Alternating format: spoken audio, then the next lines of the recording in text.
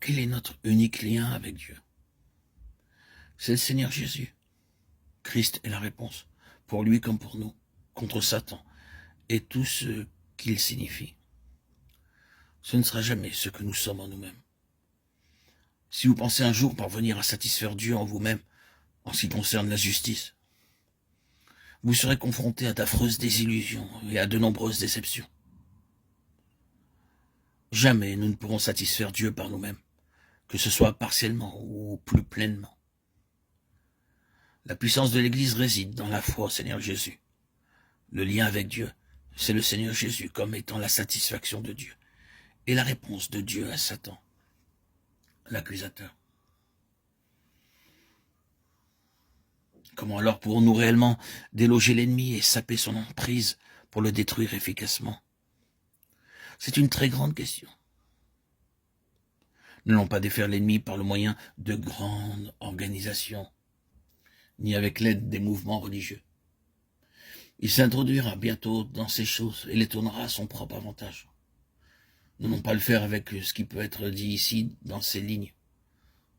Nous allons détruire l'ennemi efficacement et établir la souveraineté du Seigneur Jésus dans le royaume de l'ennemi seulement en saisissant pleinement la personne du Seigneur Jésus. Maintenant, quand j'emploie ce terme pleinement, je le souligne plusieurs fois parce que je ressens que c'est l'aspect que nous devons considérer dans ces méditations. C'est la mesure dans laquelle nous saisirons intérieurement le Seigneur Jésus dans tout ce qu'il est, qui sera la réponse à l'emprise satanique. Ainsi, pour détruire toute cette hiérarchie satanique et vider les cieux de ses puissances et de ses principautés néfastes, le Seigneur a besoin d'un peuple qui corresponde à Sion pour être son instrument et son vase. C'est-à-dire des personnes qui soient l'incarnation de sa pensée plus pleine concernant le Seigneur Jésus, dans une mesure qu'il aille au-delà de la moyenne générale. Certains sont allés plus loin dans cette connaissance du Seigneur Jésus. Il y a en eux quelque chose de plus grand concernant Dieu et son Fils.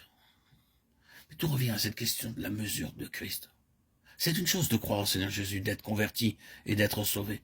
C'est une chose glorieuse au commencement, mais cela seul ne vous permettra pas de traverser victorieusement tout ce que vous devrez rencontrer. Si vous êtes réellement placé dans les mains du Seigneur, il vous montrera qu'en raison d'un besoin intérieur, vous aspirerez à connaître son Fils de plus en plus. Le cours normal d'une véritable vie chrétienne gouvernée par le Saint-Esprit sera de parvenir à un accroissement constant de Christ, à une découverte croissante de Christ, car en fin de compte, l'avant-garde de l'Église, le fer de lance de l'Israël spirituel ouvrira la voie pour l'Église dans les lieux célestes pour gouverner avec Christ. Et ce sera par le moyen d'un peuple qui aura été forgé en Christ, très profondément, dans lequel Christ aura pénétré très profondément. C'est une nécessité pour le Seigneur.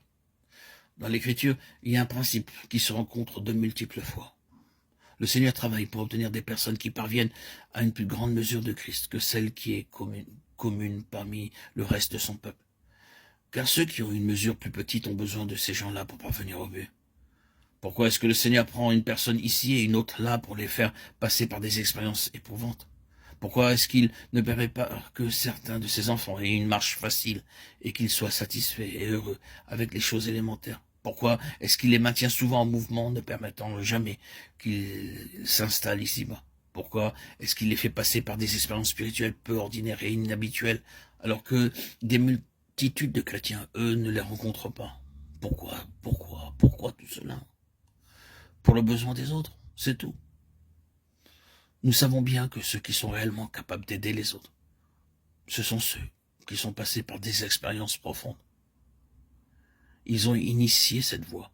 Ils ont payé un grand prix pour cette libération. Il a été coûteux, mais précieux, si d'autres peuvent être réellement aidés.